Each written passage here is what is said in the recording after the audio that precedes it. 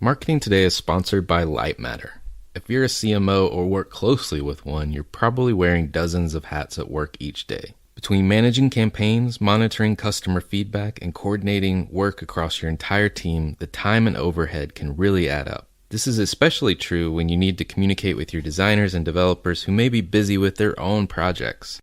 That's where Lightmatter comes in.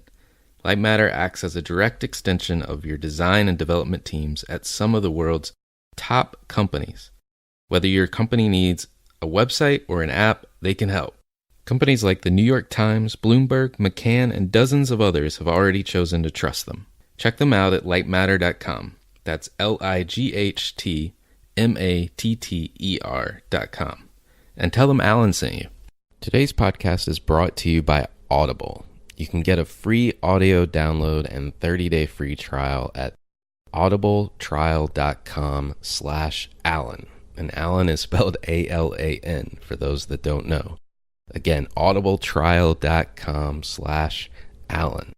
There's over 180,000 titles to choose from on your iPhone, Android, Kindle, or MP3 player. If I were to recommend a couple books that are on my shelf in my library today, I would recommend The Culture Code by Daniel Coyle or Principles, Life and Work. And in the Audible version of those, you're going to get your money's worth. I believe Principles is something like 16 hours of audio. And Ray Dalio himself actually narrates most of the book. So again, go to audibletrial.com/Alan to get your free audiobook download and 30-day free trial. For all of us, it's about predicting where the consumer is going and getting half of it right. One of the things we want to do is create ads that don't suck. Embracing change creates great possibility. I'm Alan Hart, and this is Marketing Today. Today on the show, I've got Wiemer Snijders. Wiemer is the curator and editor of Eat Your Greens, fact-based thinking to improve your brand's health. It's a book that was put out last year, I believe, by Wiemer and the APG in the UK.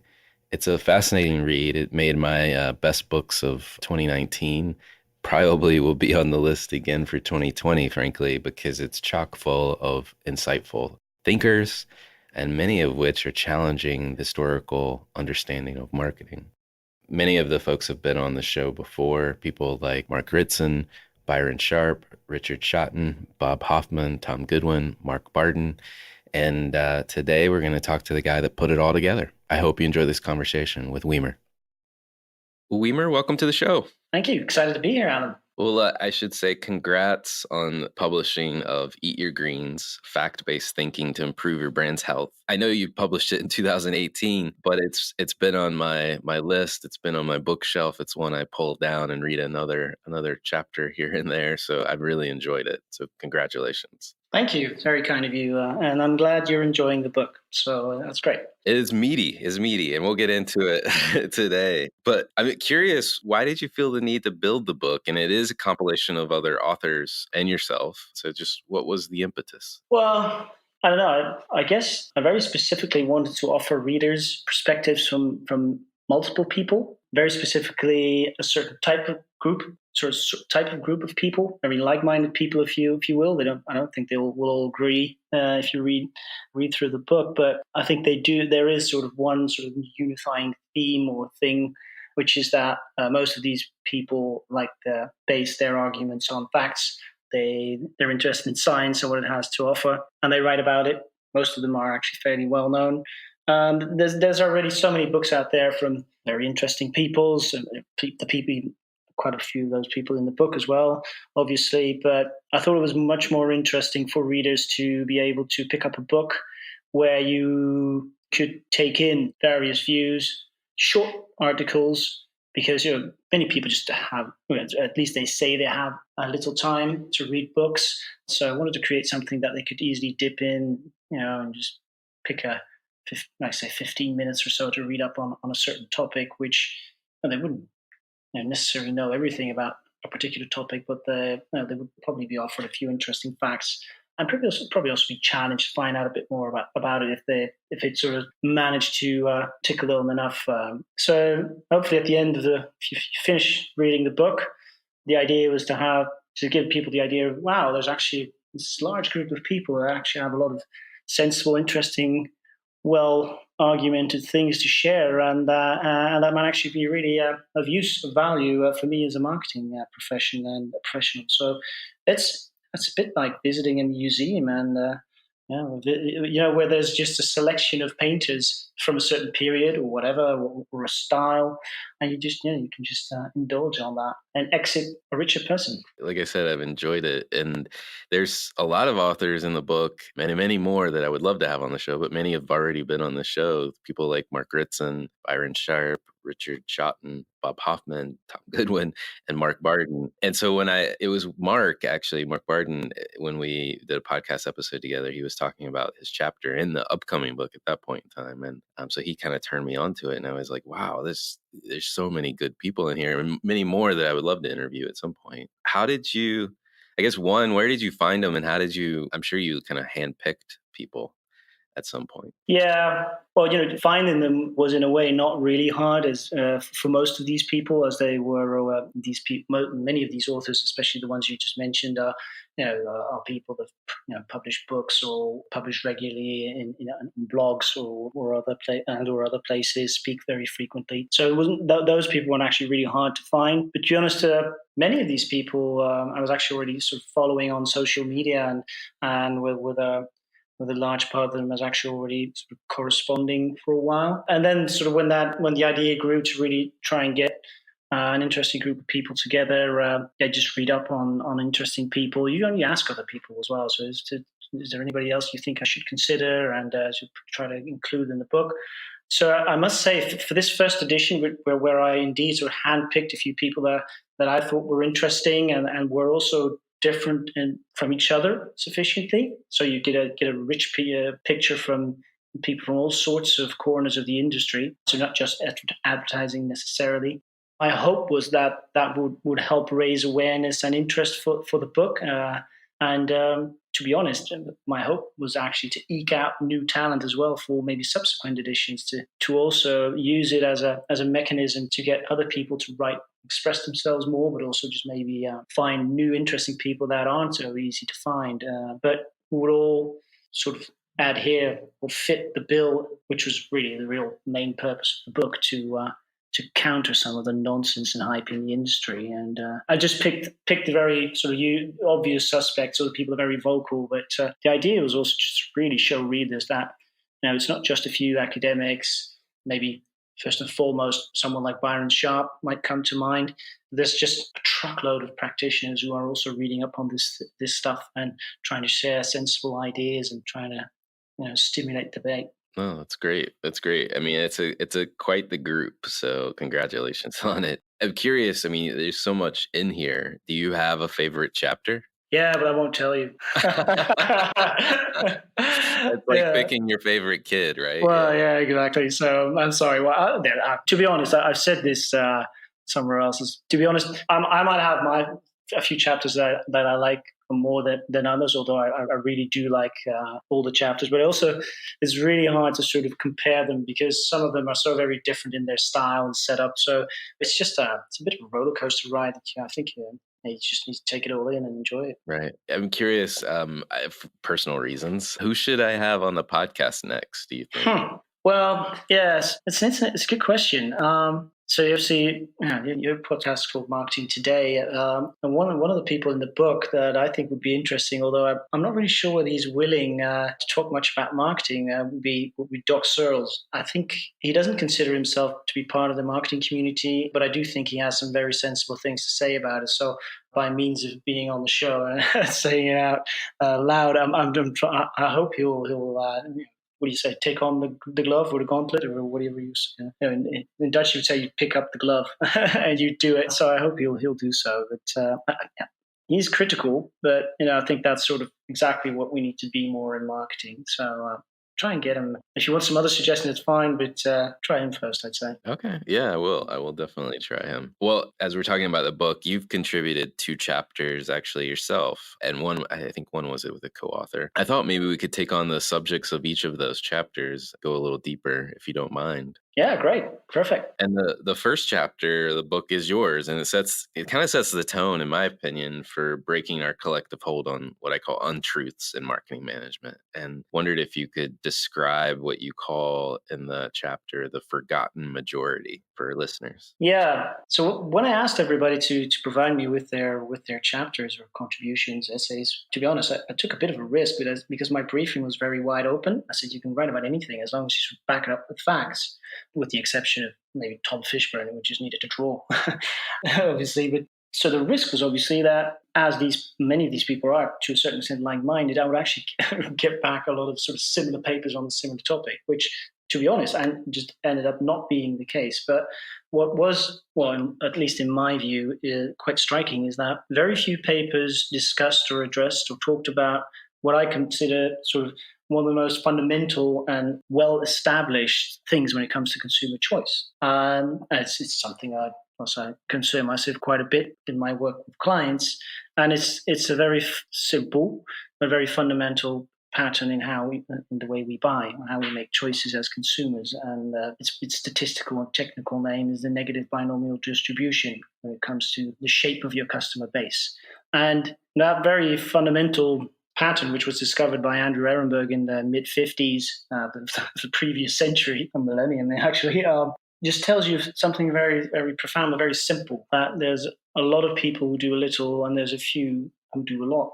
And we just keep on seeing that over and over again. If you test it to this date, if you would look into a data set and you would look at a customer base and try to crunch the numbers and find out what your customer base would look like, you would find this shape, this pattern. It's just very, very robust, fundamental. And it doesn't matter whether you're in services or in consumer packaged goods or, or anything that lies between. This is what consumer choice looks like. And the implications are very, very profound because, you need to sort of come to terms with the fact that there's just an enormous amount of people, a sea of people that just don't buy you very often, don't spend very much on you. But those people are very easy to neglect because initially, I think in How Brands Grow, this pattern is very well described as well, as it was in the preceding decades. But I think, and this is credit needs to go to Charles Graham, with whom I wrote the chapter. He conducted 2 long-term loyalty studies, so he actually also demonstrated the degree to which you are dependent on these very, let's say, light buyers, people who do a little over the course of multiple years. And it was actually even more, I say that, the extent to which you're dependent on these light buyers was actually more extreme than anything that was also, for example, written in How Brands Grow, which looked in many cases at, let's say, buying over the course of a year. So just to give you just a simple example is that what Charles found, which is also described in the book, is that it's very normal for about 40% of your customers to only buy you once in 5 years. So just think about that in terms of tenure. The average CMO tenure is about 4 years. So for a CMO who, after 4 years, 40% of his customers would have bought the product just once. It's just mind-boggling what that means to a certain extent. It just means the implications, are just very profound in the sense that there's just, sort of wow, that means that we really need to work hard in reminding very large groups of people that we're here, but we shouldn't expect them to buy anytime soon. So what do you think that means for distribution? What do you think that means for consistency, for your ability to be recognized? If you change your logo in the period of 4 years, which is actually not a weird thing to happen, you could very well sort of confuse a lot of people who thought you were the one with the red cap, something like that. So, and what about discounting? What about discounting your products if the majority of people, and it's really the majority of people, just only buy you, I'd say once in 2 years, maybe once a year. So that one purchase that you realize, let's say, at a discount 20%. So what are you doing? So it makes you rethink all those things, but it all goes back to that very fundamental pattern. And there's 2 other patterns that flow from it, but let's stick with this thing for the sake of time, essentially. but it wasn't really discussed in any of the chapters. I think there's maybe one or two people that reference it slightly. So I got all these chapters back, and I was expecting to maybe fill in the gaps a wee bit depending on what I got back. So I only sort of decided to write about the NBD, this pattern. I typically, when I talk about it, refer to it as a banana, because it's sort of the shape of the distribution resembles a banana. So it's hopefully that makes it a bit more memorable. So I decided to call Charles, who I already knew of his work, and said, well, I think there's a gap. This is a book about fact-based thinking. It just needs to be in there. So how about you and I pick up a pen and start writing? And I'm very happy and glad that he agreed to do so, because I don't know. I think it's not so much because I wrote the chapter at all, and absolutely not. But it's just a very important finding that more marketers need to be aware of and think about. Right. Well, and I think what struck me is that distribution, like you said, the banana in particular is a great visual, that downward slope, if you will, that no matter which brand you look at, whatever category, you still see that same pattern. And ultimately, my takeaway was there's two types of brands: big brands and smaller brands, or big bananas and smaller bananas. Small banana. Well, exactly, Alan. You're absolutely right. Yeah. And so it doesn't matter. It blows up, frankly, this notion that you can be a small brand with lots of loyal shoppers. Everyone has loyalty, and whether you're a big brand means you have more loyalty, frankly. And that really, so that if you think about the way towards growth, it's the focus on those light users. So anyway, it kind of shook me. I mean, I'd hit on it in other material that I've read, but I hadn't seen it depicted as clearly as you laid it out. So thank you for that. Well, thank you very much. I think, we might get into that later, but I do think that there is nothing wrong with repeating some very basic fundamental truths, and but challenging yourself to find interesting, engaging ways of making those things more memorable, more easy to understand, and I consider it a great compliment that it helped the way that we described it, help to sort of make it more memorable, stick better. And you're absolutely right. I think what still surprises me, it's not that there haven't been enough people sort of writing about this, and or there's not enough in the academic literature, or even just in let's say the books like How Brands Grow, but there isn't enough reference to these things. But it's just, I think, to a certain extent, so counterintuitive to a lot of the other things that go on in marketing that people tend to sort of forget about it and are lured into doing some really weird things. Accenture, not very long ago, published a study where they focused on the retail category, where they said, well, if you look at retailers' customers, there's quite a lot of them aren't very, very profitable. So they divided their customers up into 10 separate groups. And they said, well, the largest group isn't really profitable. And there's this small group of customers that are really extremely profitable. They are 50 times more profitable than the least profitable ones. And I'm reading up on that. And if you just think about NBD banana, you're like, yeah, of course. There's a lot of people that don't spend much. And there's a very small group of people who do.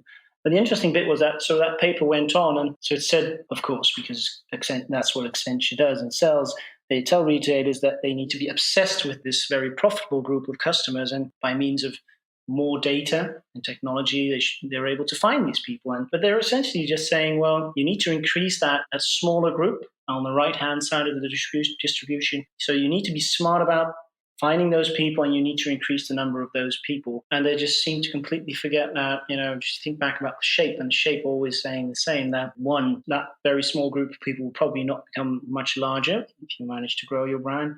And if you actually do so, there's going to be hordes of people on the left that you will have need to have added to your base. So it's interesting. It's sort of surprising, but I think there's some very interesting things going on in the industry that just work very hard against this finding, and it's tough to beat. Right. Well, and to your point, I mean, there's so much out there that's supporting this chase, if you will, to chase down your most profitable customers, almost at the expense, well, definitely at the expense of growing your base of customers. And there was another notion, I guess it actually comes from accounting, frankly. I'm remembering in my studies that this notion of a death spiral, where I want to say it's related to activity-based costing, right? So you focus on variable costs and forget about I may have this wrong, but you forget about the fixed cost portion. And so you continue to make things. And in essence, if you forget about the fixed cost of your base at some level and you're just focusing on higher and higher marginal profit, you could find yourself. Yeah, you will kill yourself. Yeah, you will kill yourself, right? Because you need the volume to make it pay for the fixed costs. And it seems very similar in that regard. And I don't know, I mean, to your point, there's a lot of incentives to focus on the most profitable if you're a service provider and that's what you focus on and the tools and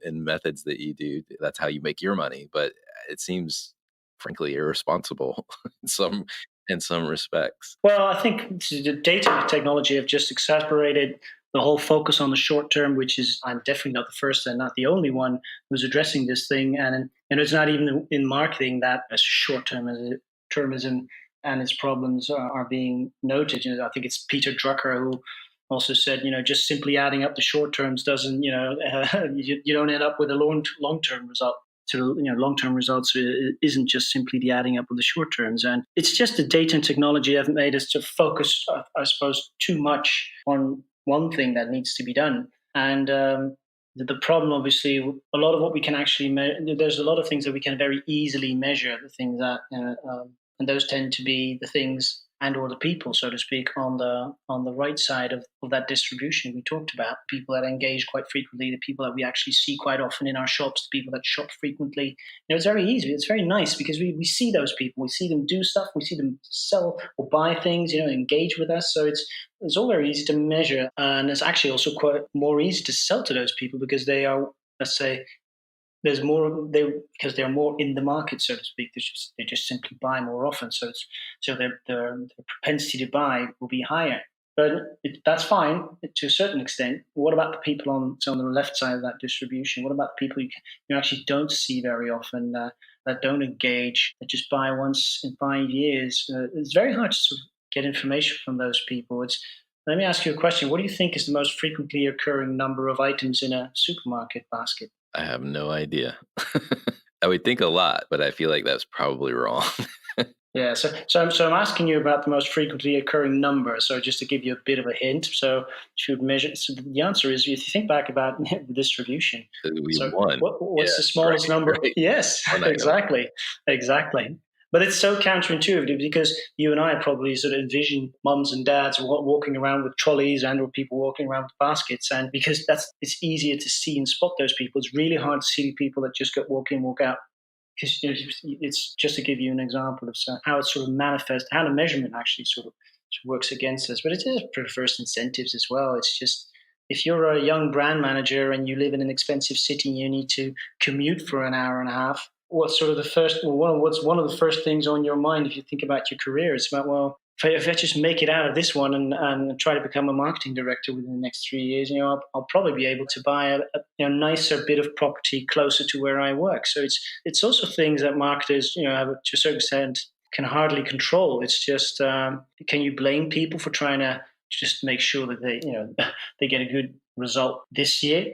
Just sell a lot of volume this quarter, and it's not very difficult to sell a lot of volume. You just put the price down, essentially, as an example. Now, this is what keeps CEOs up at night, essentially. So constant balance between price and volume. So it's not really hard to sell a lot of stuff. You just decrease your price. I'm being a bit rude here, but simplifying it a bit. But so that all leads into activities and tactics, or again, you're focusing, you're working, let's say, too much. That's at the right side of that distribution. The few people that buy a lot, because those people will be interested in deals, and they'll notice your advertising and all those things. But it's how do you build memory structures over a long period of time, and how do you actually measure the effect of advertising that you saw 10 years ago? If that would increase your chances of buying from 1 in 10,000 to 1 in 8,000, how am I going to measure that? So we don't. So we're focusing on things that are easy to measure, and they tend to be the things that are associated with short-term behaviors. Well, let's shift topics a little bit because I want to talk about the second chapter as well, and that you write, and you take on purpose, so to speak, and unique selling propositions, which is purpose is, gosh, it's probably like starting to become, I think, one of the most hated words in marketing, at least for me. But unique selling propositions, I was like, no, don't take that away from me. So tell me, you write this there's this sentence that I think kind of sums up the key idea, but I would love for you to explain it. Is you say purpose works against a large body of evidence on how the brain works by reducing cognitive effort. That's ultimately the essence of branding. And so I'd love for you to describe that a little bit more. Yeah, I'm more than happy to do so. I think so. It's when I wrote the chapter, it actually combines a couple of things. But at the time when I wrote it, I'm not really sure. But I think there's a difference between Europe and the US with respect to the amount of people talking about purpose. But it could very well be changing in terms of that it's increasing in the US. But there was a few people in the US were telling me, oh, people hardly talk about purpose here over here. Changing, yeah. It's been well. Maybe I'm just more attentive to it, but as you say, it's sort of I'm having a hard time reading the word because it's just all sorts of. I think it's just an enormous distraction for marketers, and because getting into the chapter, it assumes that, or at least that's my view, is that it assumes that people think about brands quite a bit, because you do need to sort of think about the thing that's being communicated and then linking it to a brand. So the purpose, to a certain extent, assumes people will give quite a bit of sort of conscious thought about what's being communicated and to what extent they actually agree with that, and whether they actually indeed like the brand more because they're saving the world in one shape or form.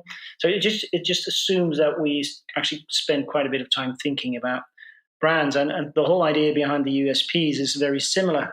Russell Reeves wrote about it at the time, but his main point was obviously that you need to give people a reason to buy your brand. Again, that assumes that people think about brands quite a bit, and as I described in the chapter, you could argue whether Reeves really believed that, or whether it was just really in response to a book that was written previously by Vance Packard, The Hidden Persuaders, which claimed the exact opposite, saying, well, people don't think about brands. We're able to influence people's buying behavior or choices and preferences by means of hidden signals or subliminal advertising. It's something Heath also describes in his book, and whether that's true or not is, I suppose, is a different discussion or another topic. But those two people are actually just competing against each other. So Reeves just needed to have a different story, so people would choose him over others, which is very true to his notion, I would say. But he didn't really back that up with any real proper evidence. But it just sounded logical. But again, consciously thinking about brands and what they stand for. Just if you just think about how many ads we see, some people claim that we see 5,000 ads a day, but let's just be really conservative and say that 1,000 ads is maybe closer to the mark. In most cases, you probably need about 5 seconds to process the thing. TV advertising obviously takes longer, but and let's say on average, you'd spend 10 seconds on every brand that you'd see. That would be 10,000 seconds. That's 3 hours in itself. Obviously, nobody thinks about advertising that long unless you're working in the industry. But that would need to happen every day then, essentially. And obviously that hardly ever happens with most purchasing. People are perfectly able to navigate the billboards and the supermarket aisles, as we call it, and make choices that are satisfactory because they are navigating those places in the sense that they want to pay attention to brands and what they're communicating or not, because they're using very simple cues. And this is the large body of evidence, if you think about our brain or just evolution, is that for survival, it's vital that you conserve energy. And that's essentially still the way we operate. It's why are so many things that make our life more easy so interesting? Because in many cases, if you really think about it, they help us conserve energy. So everything that just requires less energy, so one-click buying or staircases, electrical staircases or mechanical staircases, you can think about all sorts of things. Everything that makes our life easier is very interesting to us because fundamentally that just helps us conserve energy. So it's the same with cognitive effort, which is to a large part is what is very demanding in terms of energy consumption. A lot of our energy is spent on thinking. So our brain consumes a lot of energy. So everything that we can do to reduce that's we as people, humans, just love. So this is why you pick the yellow one. or whatever. Just how do I'm assuming you been on holiday, but I just actually quite recently came back from Italy. And if you go into a supermarket, and my wife was just telling me, could you get us some mozzarella or whatever? I think cheese and mozzarella, something like that, doesn't really matter. And you just walk through the aisles and you're just trying to find that stuff in the first place. And then you're trying to decide for yourself whether any of these brands that you see is actually one that you want to pick up, or actually if it's a bit of a dodgy one. And you make I just walk out of those places with a headache, because I'm just noticing how much I'm actually thinking about my choices, which is obviously in my normal environment just never happens, because I just grab the blue one and I'm fine. I know it's okay. So, and that's sort of my point. That's what I call the essence of branding. This is why consistency, recognition, relevance are so incredibly important to brands, because we actually don't think that much about brands. And sure enough, there are a few brands or instances that you will think about a brand. Maybe when you decide to buy a new car, although you will probably already have a sort of you will already in your mind have made a sort of a pre-selection of the brands from which you will choose. You won't think about all the hundreds of car brands that are out there, for example. So again, you're already sort of boiling it down to things that are familiar or that you trust. But again, it's just really reducing cognitive effort. That's really what drives a lot of what we do. Well, in your point about buy the red one or the orange one, I was doing some market research in a crazy category, toilet paper or toilet tissue. And I can't leave this stat without saying it. In the US and Canada was where this research was being done. And it had this weird stat that 98% of people use toilet paper. And I always wondered about the other 2%. But and don't think about that too hard, listener, please. But if you are out there in the 2%, I hope you're using something. But the point of this is that when they would describe their favorite brand, they would rarely use the name of the brand. They would say, I buy the one with the bears on it, or I buy the one with the ridges. And it was fascinating because, to your point, those brands have been reduced down to the packaging. And if they ever change the packaging and remove the bears, people would not know which brand they were buying. And they'd be confused, probably asking the store, where's the brand with the bears on it? And so it's fascinating to how the brain works versus how us as marketers would like it to work, I guess. Yeah, and there's some really interesting research from several people. But some people might, some of the listeners might say, well, yeah, that's all fine in consumer packaged goods. The people, hardly give those purchases a lot of thought. But there's some good research that demonstrates. I think it's actually Byron Sharp, maybe together with someone else, who actually looked at. So the number of brands that people would consider in financial services, which you would assume to be typically is known as a high involvement category. But actually what they found was that people actually, on average, sort of consider one or two brands. And if it was two, it was very likely one of those two was the one that they were banking with or being insured with already. And then they just had one other that they sort of just considered choosing. And they also looked at the amount of orientation people would conduct. Is that it? Yeah. So how much search would there be? Would people with that increase for high involvement categories? But they found that wasn't the case. And there's a Dutch researcher, Ab Dijksterhuis, who's not a marketer, but he did some really interesting research where he showed that when people need to decide, and there's a lot of variables that they need to take into account to make their decision, that's actually when people will more rely on their heuristics and their shortcuts, their mental shortcuts. So people would actually ponder more, think more, and compare more when they were buying, let's say, very, very mundane products versus, let's say, buying a house. So it's intriguing to see how that people very quickly sort of rely on their intuition and or some of the shortcuts that they make, which are all very often. Is that a big one? Is the big banana? Do I know it? Do other people use it? Oh yeah. Oh, that then is probably good. Something like that. Well, I'd love to know. We've been talking about the book, but just curious if we open up the conversation a little bit, and if there's any opportunities for marketers that you see today. I mean, there's so much noise, but I was curious if there's any opportunities you think people should be taking more advantage of. Well, just to hook on the word noise, it's indeed there is a lot of distraction. There's a lot of noise. I think focusing on the things that matter, focusing on the basics would be, I think a lot of marketers would just simply benefit from that. Just be feeling confident enough that just focusing on those few very basic things when it comes to consumer choice will actually really, really help them do a better job.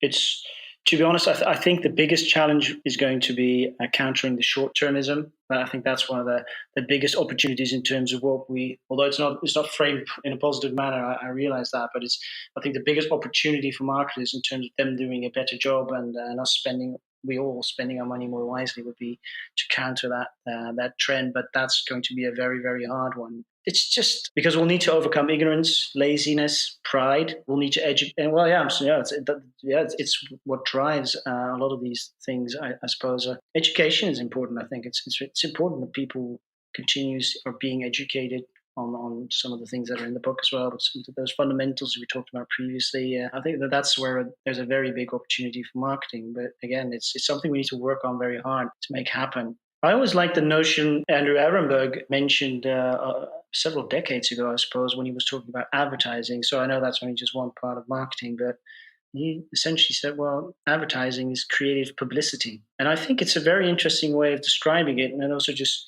we can talk about mental availability, which is the words themselves are actually sort of a complicated concept. It doesn't really tell you what that means or what you need to do. So this is why I really like the idea of creative publicity, because I think a lot of people will intuitively sort of understand what that could mean. So yeah, I'm sort of a guy who isn't really on the forefront and trying to propose all new things. I'm more about repeating the old things. But so the idea of creative publicity, I feel, is a very, very good idea and an opportunity for marketers to think about that. I agree. And I think a lot of people, we've talked about how brands grow in the book and the concept there. There's a lot of confusion that how can this apply to smaller brands or smaller companies, right, that don't have the big budgets. But when you rephrase what advertising is about in this term of creative publicity, you can get publicity in a lot of different ways. And that's where the leverage is, frankly. No, you're absolutely right. I fully agree. And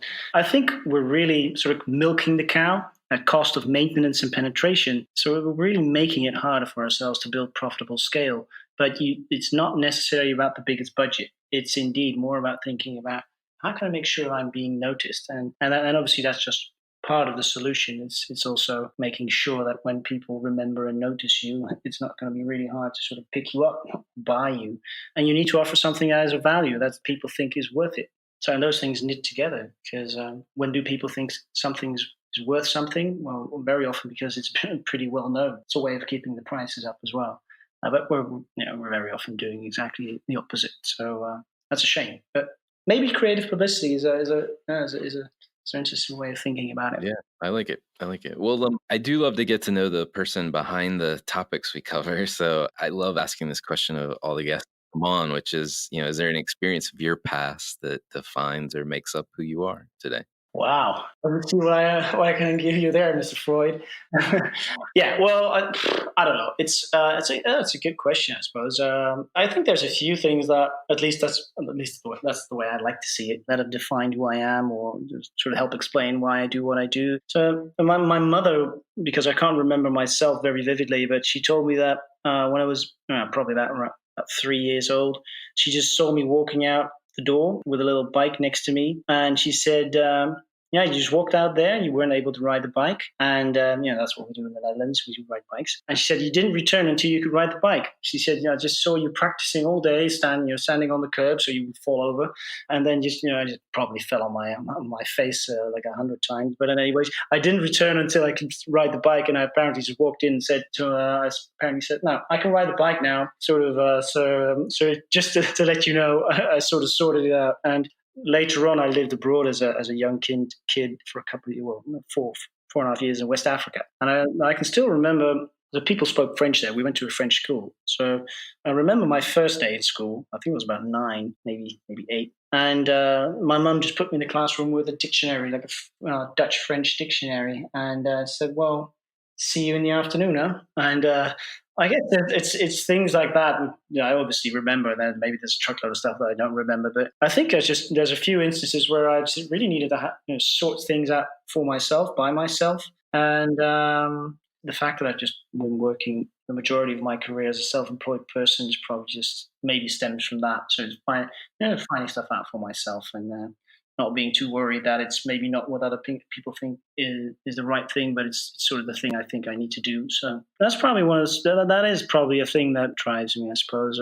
And I think my love for science or my interest in science came when I was studying at uni, and my teacher was telling me about, or it was just showing the papers where John Philip Jones and Andrew Ehrenberg were sort of fighting it out to what extent actually you could increase total category consumption. I think it was about smoking cigarettes in one case, or it was just merely switching between brands, and the extent to which attitude change actually precedes behavior or the other way around. And it was just, that was one of the first times when I think I just had a good tutor as well. He just showed how these guys were just battling it out with words, where I was thinking, wow, this is actually quite interesting and quite good fun, I suppose. So that's probably why I like science. I don't know. Hope that makes sense. Yeah, no, it does. It does. Well, what fuels you? What keeps you going personally? Yeah, I think I always admire people that can have almost sort of a laser-like focus on whether it's their career or any sort of interest that they have.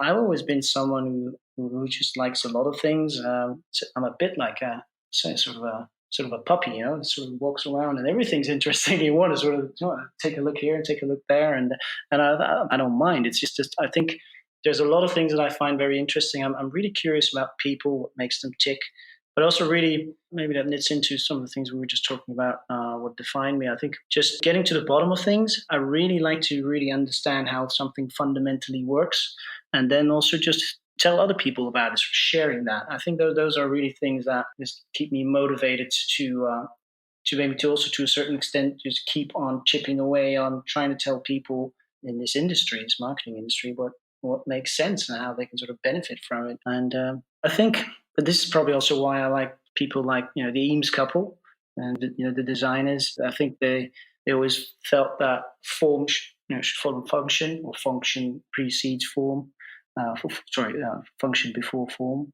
And I think what drives me is to tinker with the form so it best serves its function. So in terms of sharing ideas, trying to find interesting, engaging ways of sharing things that I think are interesting, and sort of tinkering with the form. Good. If you were giving advice to your younger self, what would you say? Don't drop physics from your curriculum. I really wish I was more numeric. I'm actually just finding out later on in my career that I'm actually not as bad with numbers as I actually thought I was. So I dropped stuff like that a bit too early on, I think. But I don't know. Maybe this sounds corny, but I think one of the things I would probably advise my younger self is to have a bit more confidence in myself, and just to be careful not to take things too personal too quickly, and just really be nice and respectful to people. And I think that will get you a long way. That's good advice. Well, two more questions for you, and then we'll wrap up. But just curious if there's any brands or companies or causes that you follow or you think other people should take notice of, more on a personal nature, things that you're interested in. Yeah. Well, to be honest, I don't know if this is unusual, but when it comes to brands, I'm actually not particularly interested in brands, unless they are clients, because I'm trying to help them make more money. So brands are not necessarily something that I'm sort of very interested in and want to spend too much time thinking about in that sense. So, I don't know. It's interesting what you say about companies or causes. I do think that that there are things that certain companies or brands, if you wish, too, that I think are interesting or sort of appeal to me. There's not necessarily because he's Dutch, but there's this Dutch young man who started an initiative called the Ocean Cleanup. I don't know if you heard about it or read about it, but it was actually when he was very young, he was about 13 years old. He had this idea that because of all the plastic floating around in the oceans, he came up with an idea. I think it makes it special because I think he was quite young when he came up with the idea, was to have very long inflatable arms that would float on the surface of the sea, and they would just scrape up a lot of the stuff that was floating around. And I think they even started the thing in San Francisco. I think so it took a lot of time to develop. That's interesting. Yeah, I think I want to see. I've heard or seen a story about it. Yeah, it's fascinating. It's fascinating. Yeah, it's really, I think, the whole idea about leaving this place behind or cleaning up your own mess for the next generation is just, obviously it's hard to disagree with that. But in that sense, I think even companies like H&M, which are huge companies, are trying to sort of find ways of still doing what they do, but reduce whether it's their footprint or improve working conditions and things like that. I think those things are interesting. There's another little initiative which is maybe a bit geeky, but there's this person called Max Roser. He, together with a few people, he's got this project which is called Our World in Data, and it's a fascinating website. It's not necessarily about marketing at all. It's more about our world, but then in data. So simple questions that you might have with friends also in terms of, so is inequality actually increasing or decreasing, or what's the number of what's the total number of trees in the world? Are there more or less democracies in the world compared to 50 years ago? So really, there are basic fundamental questions: is world population actually growing, declining, or is the growth rate actually quite stable? So simple questions like that. But he has this fantastic site where you can just really easily look up all these things. And those are actually things that I think are interesting to make more sense of the world around us. Yeah, I'm going to have to check that one out. That sounds really Oh, fascinating. yeah. Do that. It's really, really interesting. So, Well, I have one last question for you, and it's kind of a doozy, but I might have a hint on where you might go with it. I don't know. What do you think the future of marketing looks like? well, if you're just thinking about the future, as a curious person, I am curious to see what new developments in technology obviously will bring us. I think we've seen some amazing things, at least in my lifetime, but also just to look back before that, we as people have been able to do amazing things. So simply from that perspective, I'm really just curious to see what's going to happen next, essentially. But one of the things I personally am interested in is the idea about distraction in this. There's so much distraction. So you called it noise, and just not necessarily just in marketing, but how are we as people? How are we going to go about being able to focus in this very distracted world? And I think it's interesting because as marketers, we've come to a point where we're fracking people's attention. There's not much room left to frack our attention, so to speak, and obviously this is being raised. The extent to which some of the companies that are really really good at fracking our attention, some of the big social media platforms, whether we should maybe put a halt to that. So it sometimes feels we're sort of reaching a tipping point, and I'd be really interested to see where this ends up in about 20 years' time, and things like, more specifically in the industry around fraud and privacy are interesting. I think up till now it seems as if things like GDPR have not yet impacted marketing practices much, but I do think that is going to change. But who knows? Maybe not. But I'm not a big fan of the way companies collect and treat our personal data. And I think regulation is something is the way forward. But we'll see. No, there's a lot in the system to clean up for sure. Yeah, and we'll be fine. We'll be fine. I think we'll end up in a good place. But I'm curious to see where we'll end up. So exciting! I'm excited essentially about the future. Well, thanks for coming on the show today. Appreciate it. It was a pleasure, Alan. And again, thank you for asking me. It's great. Hi, it's Alan again. Marketing Today was created and produced by me.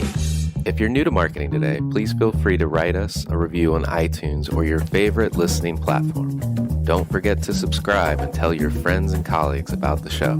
I love to hear from listeners, and you can contact me at marketingtodaypodcast.com. There you'll also find complete show notes with links to anything we talk about on any episode.